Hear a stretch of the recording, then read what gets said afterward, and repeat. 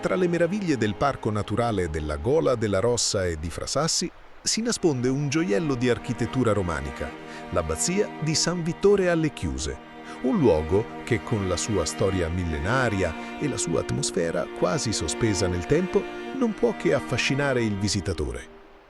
La sua pianta a croce greca inscritta in un quadrato, un tratto distintivo dell'architettura bizantina, la rende unica nel panorama delle chiese marchigiane. Questa particolare conformazione, unita alla sua robusta struttura in pietra, le conferisce un aspetto che ricorda una fortezza, un dettaglio che ben si sposa con il contesto montano in cui è incastonata. Il nome stesso dell'abbazia, alle Chiuse, nasconde una storia. Si ritiene che derivi dalla sua posizione strategica, quasi chiusa tra le imponenti pareti rocciose della Gola, che la proteggono e la nascondono alla vista.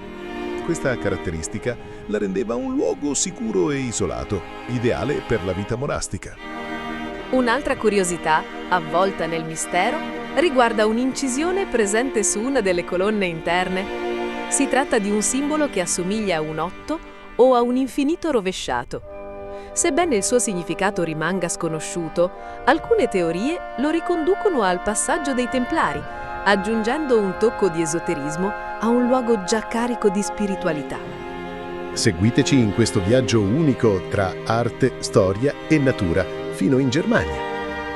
Iscrivetevi al canale per scoprire di più su questa e altre meraviglie italiane. Qual è il vostro luogo preferito nelle Marche?